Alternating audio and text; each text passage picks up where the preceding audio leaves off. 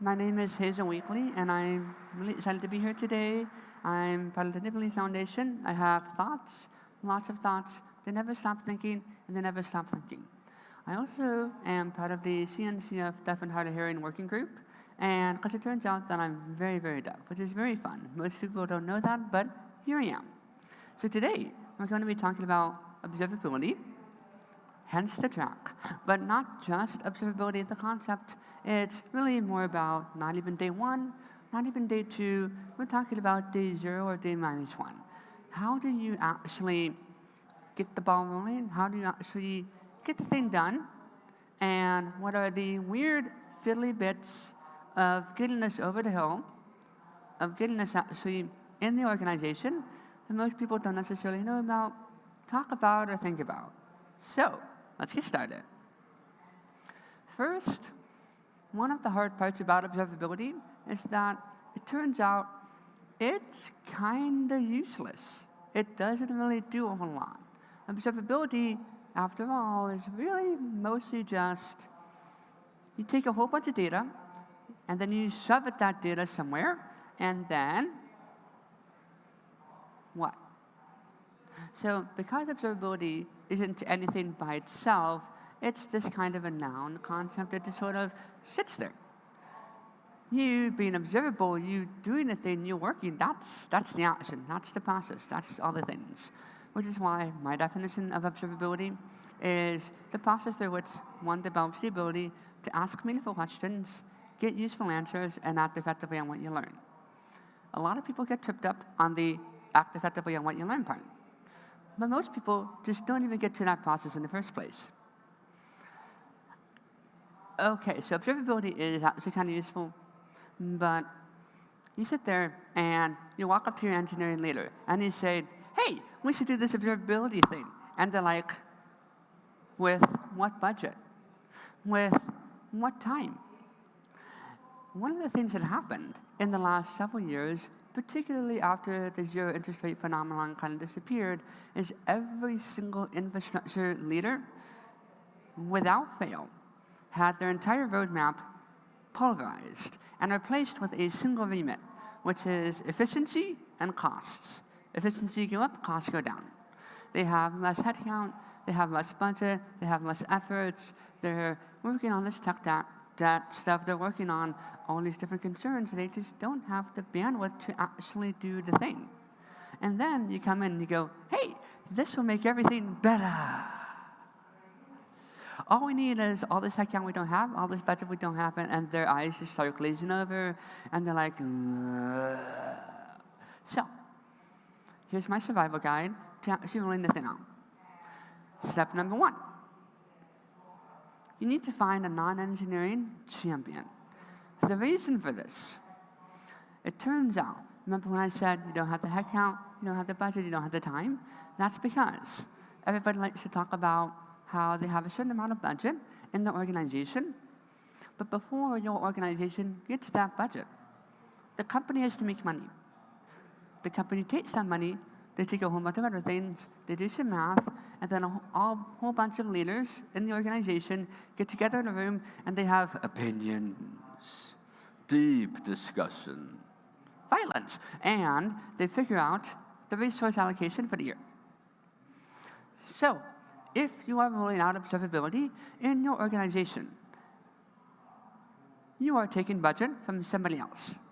You are taking resources from somebody else, and they better be on your side, or it's not going to happen. I mean, engineering definitely better be on your side, but if you can get other people on your side, then it turns out the whole process gets way easier, way easier.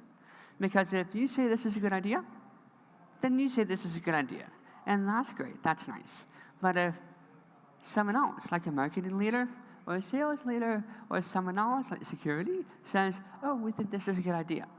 What they're also saying is, we're willing to negotiate a budget, we're willing to negotiate a headcount, we're willing, and the whole function is saying, yeah, let's get in on this, let's make this work together. If you can't convince them that working together is beneficial for the company, you have bigger problems than observability and rolling out whatever that means. Step 2, the available capacity of your organization. You have to be really, really realistic about what that actual capacity is. Everybody likes to go, oh, this would be so great. All we need to do is just convince every team ever to instrument all their code, to do a whole bunch of, I think it'll only take about 4 sprints worth of work for them, and it'll be great. We can get this all done by February. No. So, 135 is my kind of shortcut. If it's more than one command to install the thing, or for anyone to do the thing, they won't. That's too many steps. If it only works in one small area of the organization, or it only works in one small particular little case, that's cool, but I don't care. It doesn't solve my problem. You haven't proved it out that it works in general. You haven't really solved any edge cases. It's cool that you got this working for the hello world little microservice over here, but we have this giant thing that's been working for 20 years, and it's a nightmare, and whatever. So we need at least 3 steps.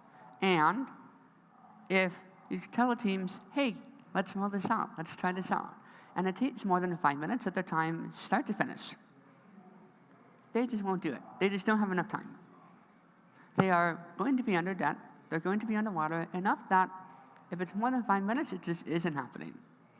But you might say, Hazel, nothing can actually do this. That is true. So, the best way to solve that problem is cheating. It turns out that if things appear the way you need them to, then whether or not that is the reality matters a lot less than the perception of the reality.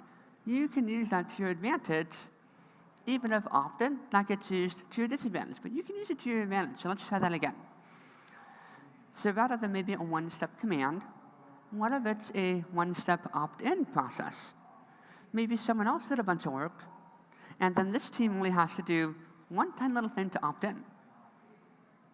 Same amount of effort, same amount of, what they perceive. The difficulty is really easy, which is cool. You can paper over the demons and the monsters and everything with, boop, and then they can opt in. Awesome. Okay, what if maybe instead of actually implementing the observability 3 different stats or 3 different parts, maybe instead of touching the scary 20-year-old monolith, you go, okay, what if we have 3 or more different advocates, people that are willing to step in and say, we think this will work, let's try this. And maybe they did a little bit of a proof of concept, maybe you brought them in, maybe you've worked with them, but you don't have to necessarily actually implement the thing yet, as long as enough people say this will work. Enough different people in different groups that you actually have this consensus thing going. If the consensus is going, if people say, hey, yeah, I think this will actually work, that, it turns out, is the important thing. That's the perception. Do we know for sure whether it's going to work or not? No, but it turns out you didn't the first time either. So you might as well do the thing that actually works. And then 5 minutes. When's the last time you said, oh yeah, I'll be ready in 5 minutes, and then it was actually 5 minutes? It turns out 5 minutes is a really fuzzy definition. If it's, this will only take 5 minutes, what they hear is, this will take 3 weeks. But if they go, I'll just spend 5 minutes on it, could be an hour, could be maybe half a day. So let them figure out what the 5 minutes is. Don't tell them the 5 minutes. Just ease it in there. Make it seem like it'll only take 5 minutes, and then when it's engaging, once it's fun, once it's not frustrating, it doesn't have to be 5 minutes end to end. Here's another thing about observability and rolling out. If you look for observability on the internet, if you look for observability in the wild, if you look for all the different talks that we're doing, like this one, it turns out people are going to talk about this beautiful, majestic future with quantum computers and magical teleporting observability. And most companies are like, is it on? Is it not on? How many computers do we have? They don't even have the basics. They don't even have, anything. They're starting from nothing, or they're starting from actively broken instrumentation. So don't sell them on the 10-year plan. Focus on, okay, they're right here. Going from here to here, that's fine. Going from here to here is a really big sell. You're going to oversell, you're going to underdeliver, and you're going to overpromise, and everybody can lose trust in you. It's just not going to work super well. So really, start from 0. No, more 0. Less than that. Keep going. Even less 0. You have to really feel the empty space. There you go. So way less than you think you need. Start from the barest bones you can possibly imagine. And in fact, maybe light it on fire and throw it a party. Okay, but no, seriously, throw it on fire.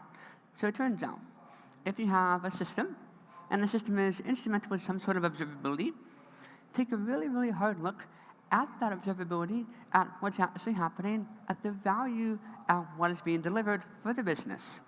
And what it's costing for the business, look at the opportunity cost, but also look at the sunk cost, really objectively. And if you can show the ROI of the before system, turns out maybe you can light it on fire. So like, for example, at a previous company that I worked at, we had a learning system, we had monitoring, we had these sorts of, everything going on, and people were being paged constantly. Why? Because a single non-200 response in the backend would trigger an alert. And all the alerts are the same severity. So people were being burned out on non-actionable, broken, useless alerts that did nothing. And the most effective observability, the most effective monitoring solution we had at the company was customer support tickets. So I actually went to the leaders at the company and I said, hey, here's the deal. We have 2 observability solutions right now. Customer support, which is already a baked-in cost, and there's another one that we're spending a solid amount of money for. And in order for this one to actually be a good ROI, we're going to need to spend this much time, this much, headcount, this much whatever, to actually get it to useful, because currently it's actively harmful. So, do you want to spend the time, or do you want me to turn it all off? And they said, turn it all off. We can't afford the time. And I said, amazing. So we turned off all the alerting, all the metrics, all the other stuff. We literally lit it on fire and dumped it into the ground because it was actively harmful to the company. And clearly, we already had an effective solution in terms of customer emails. Look at what's actually happening in the company. Look at where the value is actually going. Light it on fire and go from there. But now, you have a blank slate. You want to know how easy it is to get some value when you have absolutely nothing? Way easier than when you have a really broken system, a bunch of hairy, complex things going on, and you have to figure out how to give more value at maybe just light it on fire and go from there. So what if you lit it on fire and you went from there? Well, what if you have a blank slate? What if you have all these other things? So going from 0 to 1, here's the thing the most people are just really uncomfortable with as a concept. It's sometimes you have a bunch of teams, a bunch of product teams that are working on something, and the product teams are going to be so much happier, so much healthier. They're going to have a huge benefit if something happens. And they just don't have time because they don't necessarily value it yet, or they can't get it on the roadmap or something. And you kind of need this to happen so that you, in your observability org or your platform thing or whatever, can actually do your job. If that's happening, someone's just going to kind of need to sit down and do the really, really, messy grunt work, the shit work of just getting it out the door. It's probably going to be you, and that's okay. So what I tend to do with this is I tend to not even try to get them to go from 0 to 1, I just take my team and I go, let's get us up a little bit. Let's build some tooling to make this easier for us. And let's get really, really good at rolling this out. In a whole bunch of places, let's get really good at implementing this. Let's get really good at going from 0 to 1, and then just do that all the way through the entire org. And then we spend some time and we march all the way down the line and just implement it. Push them out, and then people can opt in. And then they have the benefits. They see that you've helped them. It's a huge win because you've done a bunch of things for them. You did it a lot faster because you knew the stack. You were able to build things automated, and that also makes the upgrade and maintenance and migration of things easier going forward. And when they're bought in, when they understand it, it will appear on the roadmap as if by magic. People fix things that they use. People maintain things that are valuable to them. If they're not already doing the migration work, it's because they haven't gotten to the point where it is valuable for them. So don't make them build something that they don't see as valuable. You need to take the environment and make the conditions of your code base, of your system, of your company fertile. So that when you plant these seeds of observability, when you plant these, here's some tools. Here's some solutions for you. Here's some practices that you can do in order to make this better. Those will not plant and grow if the soil is full of rocks, if the roadmap is full, if people don't understand it, if they don't have value. No amount of training in the world, no amount of buy-in, no amount of fancy slide decks, no amount of click and drag, and just follow this 27-step guide, and just download these 87, how to get, no. That won't happen. So fertilize the soil. Get the conditions ready. Get things ready to where if you just kind of drop that seed in there, it starts sprouting almost immediately, as if by accident. Because it's now ready, the conditions have been cultivated, and the observability initiatives, the efforts, the things that you plant can happen. And part of that is giving them what they want, not what they need. So often with things like observability, it's really easy for people to say, oh, I have a certain conception, I have something that I think is useful, and you can go, well, I mean, that is useful, but if you've read everything on the internet ever, like I have, and you spent a whole bunch of time arguing on obscure internet forums about different, sampling things, and you quote by heart the 87 different types of signals that are prevalent and all that, then obviously you need this. You need all this nonsense. And for them, it's just like, it's just gibberish. What if you say, no, I know better than you. You need this, and I know that you want this, I know, but it's just not going to work out well for you. You're taking all of your political capital, you're taking all of your trust with them, you're taking the moment of vulnerability of communicating with them, and then you're crumpling it into a little ball, and then stomping on it. And instead, you can take that opportunity to work with them. You can collaborate with them. You can go, oh, hey, sure, let's try that out. And now you can implement this thing called the scientific process that we kind of know how it works for the last several hundred years. Of, let's try this out. Here's kind of the results we intend to see. Here's sort of how that happens. Here's what I think might happen. Here's what you think might happen. Well, let's figure out when and how we might reverse this decision, or when and how we might commit to it. And they're like, oh, yeah, sure, awesome. Let's page everybody on non-200 errors. And you're like, okay, well, what if we page your team on non-200 errors instantly for you? And then, we don't roll that out as a default everywhere, but sure, that seems like a great idea. And in your head, you're like, obviously, you need averages, and you need means, and you need all these other things. Or you can just let them go, I think I know what's best. And you're like, awesome, let's try it. And then they go, oh, this is terrible. And now they're going to listen to you a lot better. You've built that trust together rather than smashing on the ground trying to actually do things for them when you could have had that opportunity to make them one of your best allies. So the long story short,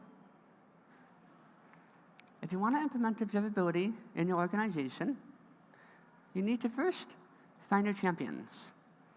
Be deeply, deeply real about the time, about what's needed, about the actual efforts and resources available to the company, and then take that amount, cut it in half. Cut it in half again, cut it in half again, just until you go, okay, surely they have more resources than that.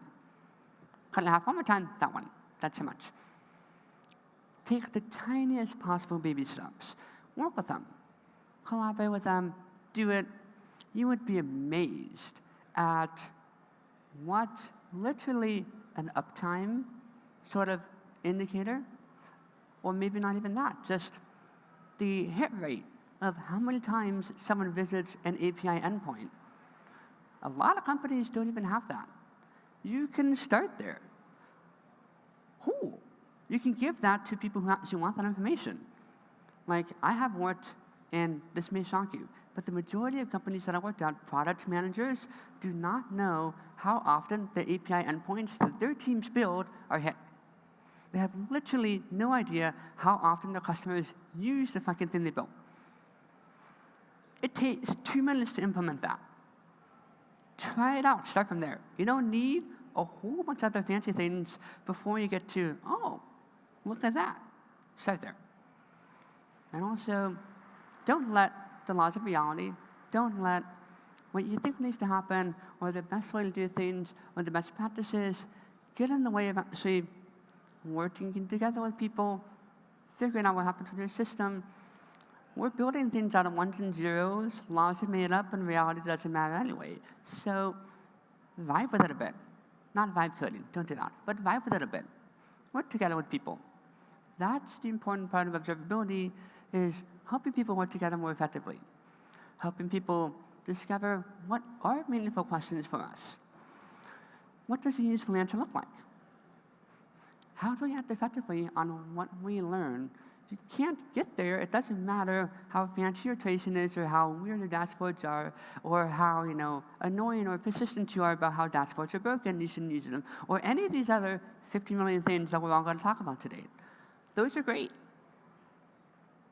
But start where people are able to start. Start there.